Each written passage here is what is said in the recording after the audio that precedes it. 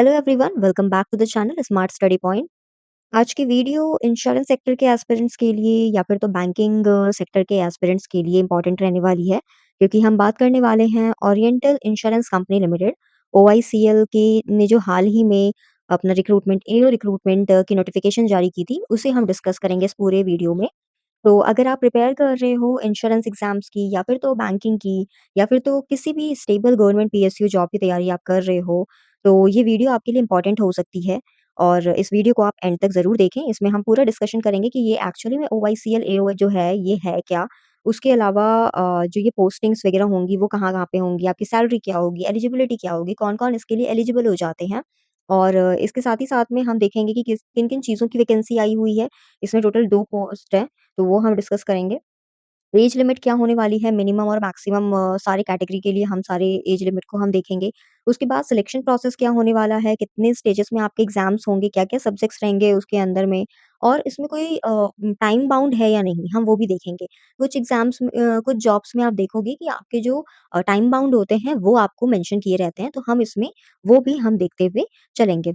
और कुछ important dates को हम डिस्कस करेंगे, कौन से डेट्स इंपॉर्टेंट हैं, यानी कि कब से आपकी एप्लीकेशन शुरू हुई है, क्या लास्ट डेट होने वाला है, ये सारी चीज़ों को हम अच्छे से डिस्कस करेंगे। इन डिटेल हम बात करते हुए आगे बढ़ेंगे। तो ये है हमारे पास हमारे आपके सामने ये स्क्रीन के ऊपर आपको ओआईसीएल का वेबसाइट दिख रहा होगा। दिस इज़ ओआईसीएल का website, oriental insurance company limited का वेबसाइट है आपके सामने।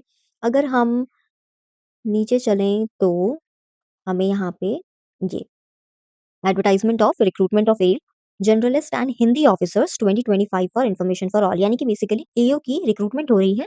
ओआईसीएल एओ 2025 की नोटिफिकेशन है ये। सबसे पहले हम यहाँ से डाउनलोड कर लेते हैं और उसके बाद हम फिर इसे अच्छे से डिस्कस करेंगे। ये जो नोटिफिकेशन है, ये हमें 1 दिसंबर को यहाँ पे देखने को मिला था। 1 दिसंबर को इन्होंने रिलीज़ कर दिया था ऑफिशियल नोटिफिकेशन।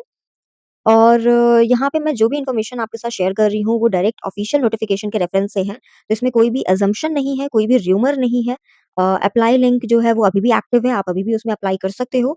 और एक चीज़ और कि इसमें हम लास्ट डेट जो है ना वो अभी हाल ही में है, यानी कि आपका 18th ऑफ दिसंबर 2025 को आपका लास्ट डेट है। आप उससे पहले ही आप उसमें अप्लाई कर दीजिए, अगर आप उसमें एलिजिबल हो रहे हो तो। राइट, उससे पहले हम बात करते हैं ओआईसीएल एओ है क्या? तक मैं इसे डाउनलोड कर लेती हूँ इस पूरे पीडीएफ को। तो ये हमारा पूरा नोटिफ़िकेशन है, ये पूरा पीडीएफ है, आपको ये साइट के ऊपर आराम से मिल जाएगा। आप सारी डिटेल्स आप इसमें से देख सकते हो। अगर पहली बात तो ये कि यहाँ पे मैं इसे बहुत अच्छे से एक्सप्लेन कर दूँगी, क्या है इसमें, क्या आपको जानना ज़रूरी है, वो मैं अच्छे से बता दूँगी। मेरी पूरी कोशिश रहेगी कि आपका कोई भी डाउट ना रहे, कोई भी अंत में कोई भी डाउट ना बचे। लेकिन उसके बाद भी अगर कोई डाउट रह जाता है, तो आप एक तो या तो आप कमेंट में आप मुझे बता सकते हो, मैं वो क्लियर करने की कोशिश करूँगी। दूसरा ये कि आप खुद से भी उसे पढ़ सकते हो, राइट? ये जो पीडीएफ मैंने निकाला है, ये इंग्लिश में है। अगर आप हिंदी मीडियम प्रेफ़र कर रहे हो, तो आप हिंदी मीडियम में भी आप इसे देख सकते हो। साइट में हिंदी में भी अवेलेबल है। तो ये हमारा पूरा पीडीएफ है। ये यहाँ पे आप देख सकते हैं। ये आप यहाँ पे देख सकते हैं ओरिएंटल इंश्योरेंस कंपनी लिमिटेड, ये लोगो है, जिससे हमें पता चल रहा है कि हाँ, ये सही है। उससे पहले कुछ भी आगे जाने से पहले हम सबसे पहले समझेंगे कि ये ओआईसीएल एओ जो है, ये है क्या? तो ओरिएंटल इंश्योरेंस कंपनी लिमिटेड जो है ओआईसीएल, एक सेंट्रल पीएसयू है, पब्लिक सेक्टर अंडरटेकिंग है ये। इसमें जो जिस पोस्ट की वैकेंसी निकली हुई है, जिस पोस्ट के लिए रिक्रूट किए जा रहे हैं, वो है हमारे एओ, यानी कि रिक्रूटमेंट ऑफ 300 एडमिनिस्ट्रेटिव ऑफिसर्स, एओ की बात हो रही है।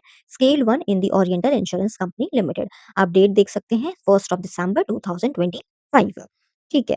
उसके बाद ग्रुप ए की जॉब है, एलिजिबिलिटी के ऊपर आएँगे हम सीधे नहीं, उससे पहले हम डेट को देखेंगे। ये है 300 पोस्ट के लिए चाहिए, 300 है, उसमें से 285 जो है 285 जनरलिस्ट की पोस्ट है और 15 हिंदी ऑफिसर की पोस्ट है। Officers in scale 1 cadre for open market, right? अगर हम डेट्स की बात करें, ये इंपॉर्टेंट हो जाता है। ऑनलाइन रजिस्ट्रेशन आपका 1st ऑफ दिसंबर 1 दिसंबर से शुरू हो चुका है और आखिरी डेट जो है ऑनलाइन रजिस्ट्रेशन का, वो 15 दिसंबर थी। तो ये हमारा ऑनलाइन रजिस्ट्रेशन जो है वो 1st दिसंबर, ये फर्स्ट नहीं था, ये इन्होंने एक्सटेंड कर दिया था। टेंटेटिवली जो था, हमें उम्मीद थी कि 1st दिसंबर से शुरू हो जाएगा, लेकिन एक्चुअली में ये 3rd दिसंबर से स्टार्ट हुआ था। और इसी के की वजह से last date for online registration जो हमारा यहाँ पे 15 दिसंबर है, वो 18 दिसंबर कर दिया गया है। यानी कि लास्ट डेट आपके पास जो है, आप आखिरी 18 दिसंबर तक आप इसे अप्लाई कर सकते हो। आज हमारा डेट हो गया है 17, यानी कि आज और कल आपके पास 2 दिन होते हैं, जहाँ पे आप इसके लिए अप्लाई कर सकते हो।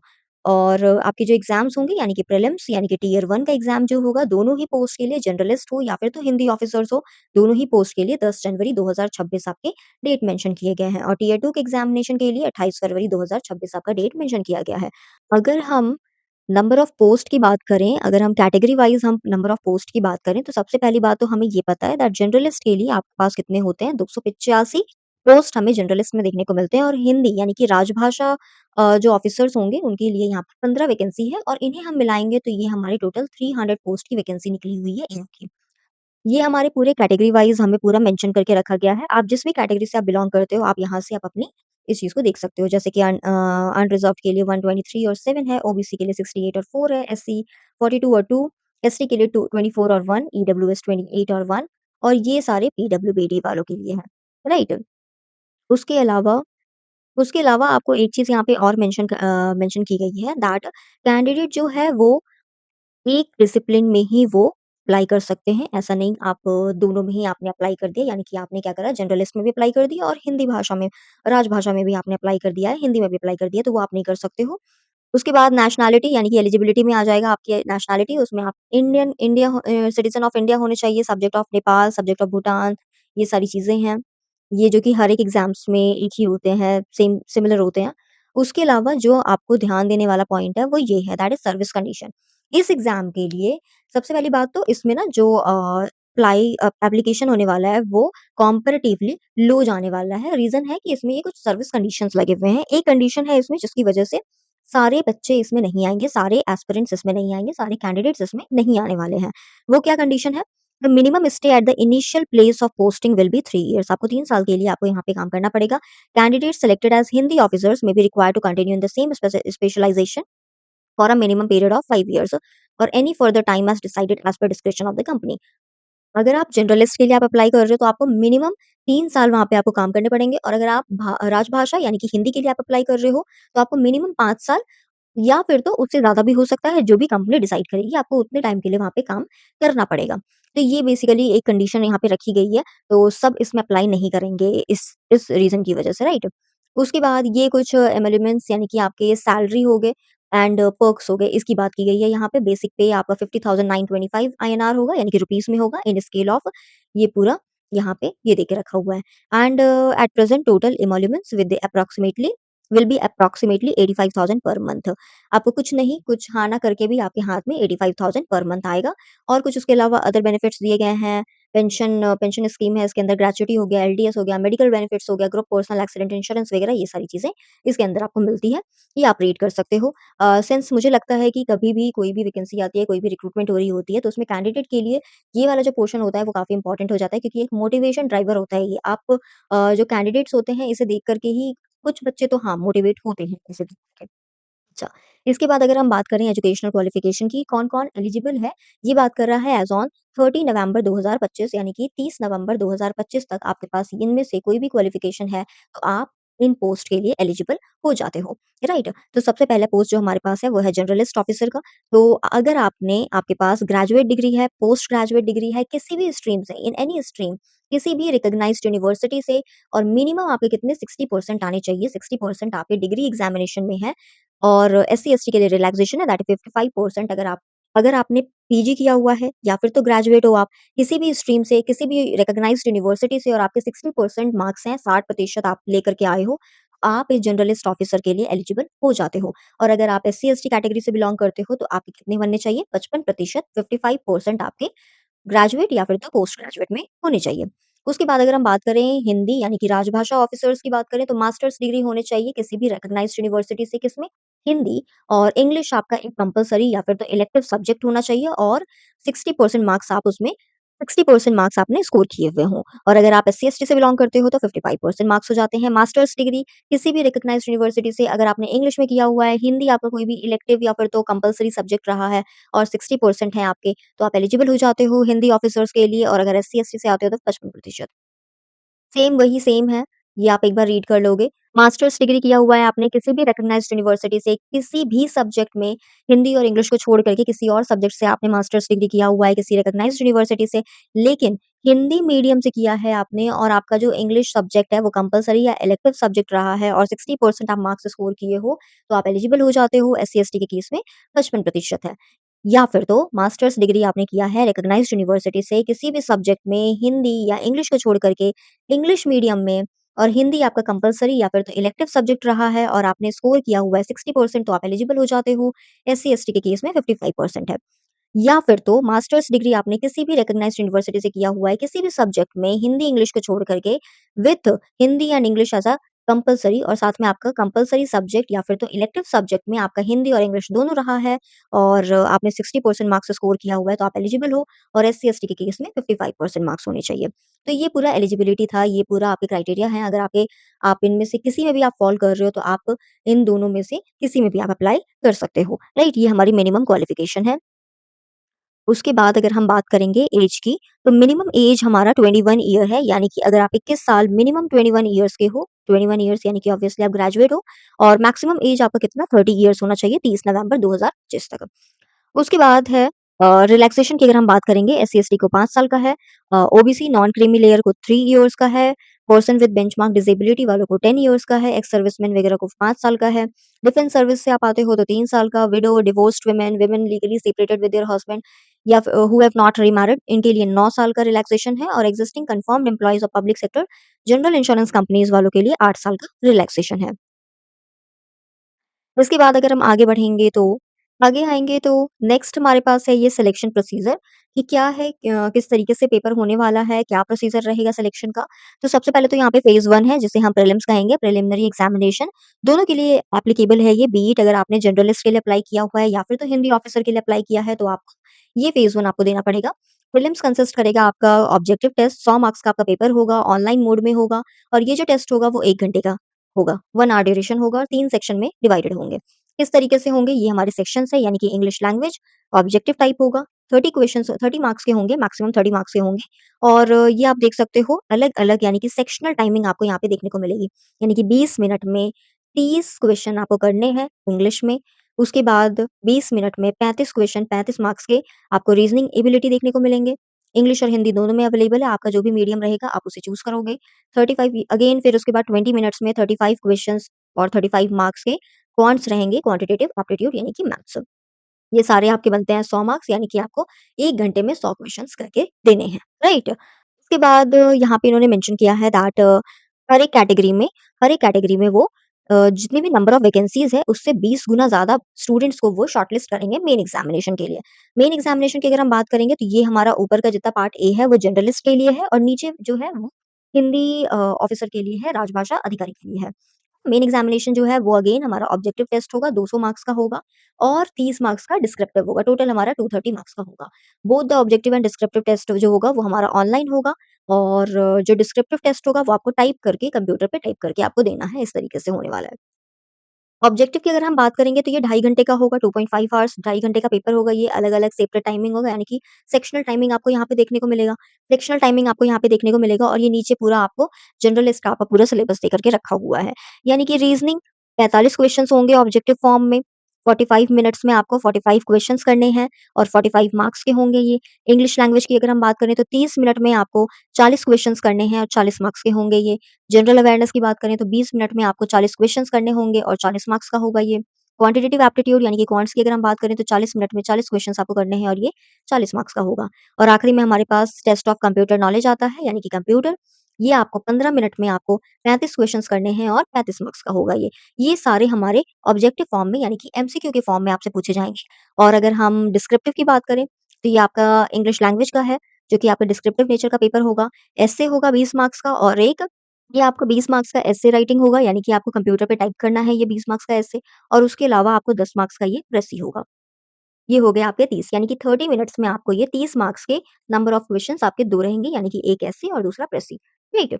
ये हो गया हमारा पूरा और ये जो डिस्क्रिप्टिव टेस्ट होगा यानी कि इंग्लिश जो होगा वो क्वालिफाइंग नेचर का होगा। ये आपके जो आपका शॉर्टलिस्ट आपको किया जाएगा इंटरव्यू के लिए यानी कि फाइनल सिलेक्शन उसमें ये मार्क्स जुड़ेंगे नहीं, यानी कि आपको ये क्वालिफाई करना है, मिनिमम मार्क्स आपको इसमें लेकर के आने होंगे। अगर हम वहीं पार्ट बी की बात करें और उसके बाद फिर आपका इंटरव्यू हो जाता है मेंस के बाद, इंटरव्यू, राइट? हम पार्ट बी की बात कर रहे हैं, हिंदी ऑफिसर्स के लिए बात कर रहे हैं। हिंदी ऑफिसर्स का क्या सीन है? सबसे पहला तो ये कि आप प्रीलिम्स देते हो, फेज़ 1 का पेपर दोगे, उसके बाद आप मेंस की बात करते हैं हम। मेन एग्ज़ाम में आपके पास ऑब्जेक्टिव टेस्ट होगा 200 मार्क्स का और 50 मार्क्स का डिस्क्रिप्टिव टेस्ट होता है। अगर हम ऑब्जेक्टिव की बात करेंगे तो ये हमारे कुछ दिए हुए हैं, 2 घंटे का आपका ऑब्जेक्टिव का पेपर होता है, उसमें आपको सेक्शनल टाइमिंग आपको देखने को मिलेगा। और अगर हम क्या-क्या सब्जेक्ट्स हैं, क्या-क्या नेम ऑफ टेस्ट है, ये हम देखें तो रीज़निंग होगा आपके पास 30 मिनट के अंदर 25 क्वेश्चन्स करने हैं 25 मार्क्स के। 20 मिनट के अंदर 25 क्वेश्चन करने हैं 25 मार्क्स के, इंग्लिश की बात कर रही हूँ मैं। उसके बाद आपको प्रोफेशनल नॉलेज का टेस्ट देना है दैट इज़ हिंदी, इंग्लिश का ग्रामर, वोकैब्युलरी और जितने भी एक्ट रूल्स हैं, ये ऑफिशियल लैंग्वेज इम्प्लीमेंटेशन के, उनका नॉलेज है यानी बेसिकली उसका देना है। ये भी आपके एमसीक्यू फॉर्मेट में होगा दैट इज़ 50 मिनट में 50 क्वेश्चंस पूछे जाएँगे 100 मार्क्स के। उसके बाद हमारा 10 मिनट 10 मिनट्स मिलते हैं आपको 25 एमसीक्यू करने के लिए 25 मार्क्स के जनरल अवेयरनेस और आखिरी में आपके पास आता है टेस्ट ऑफ कंप्यूटर नॉलेज यानी कि आपका इन्फॉर्मेशन ऑफ कंप्यूटर और ये है आपका 10 मिनट में आपको 25 क्वेश्चंस करने हैं 25 मार्क्स के। ये भी आपका ऑब्जेक्टिव। ये सारे अभी तक हमने देखा ये सारे ही हमारे एमसीक्यू फॉर्मेट में होने वाले हैं और आखिरी में हमारे पास डिस्क्रिप्टिव है। वी ऑल नो 50 मार्क्स का डिस्क्रिप्टिव आपसे पूछा जाएगा। नंबर ऑफ क्वेश्चंस 5 होंगे और आपको टाइम मिलेगा 60 मिनट्स यानी कि 1 आवर। और इसमें क्या है 10 मार्क्स का इंग्लिश एसे है, हिंदी एसे है, फिर 10 मार्क्स का लेटर राइटिंग है, हिंदी में 10 मार्क्स का, इंग्लिश से हिंदी ट्रांसलेशन है 10 मार्क्स का और फिर हिंदी से इंग्लिश ट्रांसलेशन है 10 मार्क्स का। इस तरीके से पूरा ब्रेक डाउन करके दिया गया है, राइट? ये हमारा पूरा हो गया मेंस एग्ज़ामिनेशन। फिर उसके बाद अगर हम डिस्क्रिप्टिव की बात करेंगे, अभी जो हमने ये पूरा ब्रेक डाउन देखा है, ये यहाँ पे इन्होंने अच्छे से एक्सप्लेन किया हुआ है। नेगेटिव मार्किंग की अगर हम बात करें तो है नेगेटिव मार्किंग दोनों ही केस में है, प्रीलिम्स में भी है और मेन एग्ज़ामिनेशन में भी है। उसके बाद है कि आपके पास कॉल लेटर आ गया है फेज़ 1 का, आपको क्या-क्या लेकर के जाना है, क्या-क्या डॉक्यूमेंट्स कंपल्सरी हैं। तो एक तो आपका एडमिट कार्ड जो भी आपका वैलिड कॉल लेटर आपको प्रोवाइड किया गया है वो, फ़ोटो आइडेंटिटी प्रूफ यानी कि जिसमें आपका एग्ज़ैक्ट नाम, सेम नाम जो आपने एडमिट में आपने यानी कि रजिस्ट्रेशन के टाइम पे आप जो दोगे, वही सेम नाम आपके आईडी में होना चाहिए और बाकी और इन्फॉर्मेशन जो कि आपके एप्लीकेशन फॉर्म में आपने मेंशन किया हुआ है, वो सेम चीज़ें आपकी फ़ोटो आइडेंटिटी प्रूफ में भी होना चाहिए। तो एक valid original photo identity proof साथ में वो जो आप आईडी लेकर के जा रहे हो उसका फ़ोटोकॉपी और ई आधार कार्ड ये उतना मैंडेटरी नहीं है बट हाँ, ऊपर के 3 इम्पोर्टेंट है। उसके बाद अगर हम एप्लीकेशन फ़ी की बात करें तो ये टोटली नॉन रिफंडेबल है। बहुत सारे पेपर में आप देखोगे जैसे आरआरबी वगैरह में आप देखोगे कि जो फ़ी उनसे लिया जाता है, कुछ फ़ी अमाउंट का जो होता है वो वापस आपको रिफंड कर दिया जाता है। लेकिन इस केस में ऐसा कुछ भी नहीं है, ये नॉन रिफंडेबल है।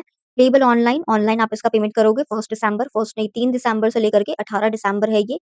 इंक्लूसिव है यानी कि 18 के अंत तक यानी कि 11:59 18th ऑफ दिसंबर की 11:59 तक आप इसमें पे कर सकते हो।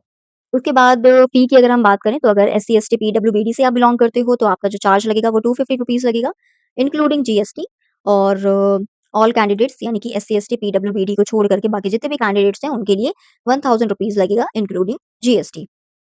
एग्ज़ामिनेशन सेंटर की अगर हम बात करें तो नीचे कुछ ये पूरा का पूरा लिस्ट इन्होंने प्रोवाइड किया हुआ है कि ये कौन-कौन से सेंटर्स आप जहाँ से भी आप आ रहे हो, आपका जो भी नियरेस्ट लोकेशन है, आप वहाँ के लिए आप भर सकते हो, राइट? उसके बाद है ये और ये वाला पूरा लिस्ट है हमारा फ़ेज़ 2 के लिए, फ़ेज़ 2 के एग्ज़ामिनेशन सेंटर्स यहाँ-यहाँ पे पड़ेंगे। उसके बाद जो आप रजिस्ट्रेशन कर रहे हो या जो भी आप अप्लाई कर रहे हो, जब भी आप अप्लाई कर रहे हो, उसमें आपको कुछ चीज़ों का ध्यान रखना है, वो इसमें बेसिकली बताया गया है। रजिस्ट्रेशन से पहले आपको क्या-क्या आपके पास डॉक्यूमेंट्स होने चाहिए, यानी कि photograph, signature, left thumb impression, handwritten declaration, ये कुछ चीज़ें हैं, ये आपको पहले से तैयार रखनी है, जब आप अप्लाई कर रहे हो तो। उसके बाद आप कैसे अप्लाई करोगे? आप साइट पे जाओगे, वहाँ पे आपके पास अप्लाई ऑनलाइन का एक ऑप्शन होता है, आप वहाँ पे जाकर के आप कर सकते हो। तो ये हमारा पूरा का पूरा रिक्रूटमेंट का नोटिफ़िकेशन था, जिसमें हमने अच्छे से डिस्कस करा कि क्या है बेसिकली, एलिजिबिलिटी क्या है, एजुकेशनल क्वालिफ़िकेशन क्या है, इम्पोर्टेंट डेट्स क्या-क्या हैं, सैलरीज़ क्या हैं, क्या स्ट्रक्चर है उसका, फिर एग्ज़ामिनेशन का सिलेक्शन प्रोसीजर क्या है और क्या सब्जेक्ट्स रहने वाले हैं, ये सारी चीज़ों को हमने अच्छे से डिस्कस करा है इसके अंदर। तो आई वुड से कि अगर आप बैंकिंग एस्पिरेंट हो या फिर तो इंश्योरेंस सेक्टर के एस्पिरेंट हो, तो ये आपके लिए एक बहुत अच्छा अपॉर्च्युनिटी है। एक अच्छी जॉब है, एक अच्छा सैलरी स्ट्रक्चर है, सब कुछ परफेक्ट है।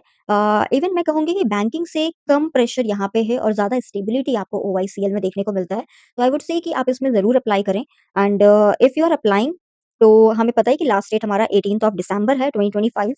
तो लास्ट डेट यानी कि 18 का वेट ना करें, आज 17 तारीख है, आज ही फॉर्म भर दें, ज़्यादा टाइम नहीं लगता है, कुछ ही देर की बात है। आपके पास डॉक्यूमेंट्स होते हैं, आप उसे अपलोड करो और अपनी पेमेंट करो एंड दैट्स इट। इतना ही है और इसमें और कुछ करने की ज़रूरत नहीं है। आज कर लो या फिर तो क्योंकि फिर आखिरी डेट पे काफ़ी सर्वर इश्यूज़ होते हैं एंड बहुत प्रॉब्लम होती है, फ़ोटोज़ अपलोड नहीं होते हैं, बहुत बार कुछ बहुत सारी चीज़ें होती हैं। तो मैं कहूँगी कि 18 का वेट ना करके आज के आज ही आप इसे अप्लाई करके खत्म कर दें। तो अगर आप आईबीपीएस पीओ, एसबीआई पीओ आने वाला है अभी ईसीजीसी पीओ या फिर तो अभी नाबार्ड है 10 नहीं 20 को है नाबार्ड, नाबार्ड 20 को है, आरबीआई वगैरह की तैयारी कर रहे हो या फिर तो कोई भी इंश्योरेंस कंपनी की तैयारी इंश्योरेंस एग्ज़ाम की तैयारी कर रहे हो आप, तो ये फॉर्म आप ज़रूर भरो, ये फॉर्म एक गोल्डन अपॉर्च्युनिटी है, ये जो वैकेंसी आई है, ये जो रिक्रूटमेंट हो रही है तो। और वैसे भी इंश्योरेंस सेक्टर जो एग्ज़ाम्स होते हैं ना, वो कम आते हैं, तो जब आते हैं तो उसे मिस करना ना रिग्रेट बन जाता है फिर। तो मत मिस करो, रिग्रेट करोगे बाद में। और ये जो ऑफ़िशियल नोटिफ़िकेशन है, ये वेरिफाइड है। वैकेंसीज़ बहुत लिमिटेड है क्योंकि हमें पता है सिर्फ़ 300 वैकेंसीज़ हैं। ये 300 एओ के की वैकेंसीज़ है, बहुत लिमिटेड है और प्लस ऑफ़िसर लेवल की वैकेंसी है, तो इसे छोड़ना बहुत गलत हो जाएगा फिर। तो ये हमारा पूरा का पूरा हमारा नोटिफ़िकेशन था। इन केस अगर आप इसमें अप्लाई कर रहे हो और हमें पता है 10 जनवरी 2026 को हमारा एग्ज़ाम है, पहला पेपर हमारा फ़ेज़ 1 का एग्ज़ाम है, टियर 1 का एग्ज़ाम है। तो अगर आपको एग्ज़ाम स्ट्रैटेजी जाननी है, अगर आपको उसके ऊपर कोई वीडियो चाहिए या फिर तो आपको चाहिए कि इंश्योरेंस से रिलेटेड जितने भी जनरल अवेयरनेस के क्वेश्चन्स हैं वो मैं लेकर के आऊँ या फिर तो कट ऑफ जो कि क्या कट ऑफ जा सकती है, पहले का पास्ट ट्रेंड क्या रहा है, हम अगर वो एनालिसिस कर लें। तो अगर आपको इनसे रिलेटेड कोई वीडियो चाहिए तो आप मुझे कमेंट में ज़रूर बताएँ, मैं वो वीडियो ज़रूर लेकर के आऊँगी एंड वो वीडियो फॉर श्योर हेल्पफुल रहने वाली है, राइट? तो ये था हमारा पूरा रिक्रूटमेंट, आई होप ये वीडियो आपके लिए हेल्पफुल रही होगी and if you are applying अगर आप इसमें अप्लाई कर रहे हो तो प्लीज़ आज के आज ही कर लेना and that's it for the day guys. Thank you for watching this video, I hope ये वीडियो हेल्पफुल रही होगी। सी यू सून।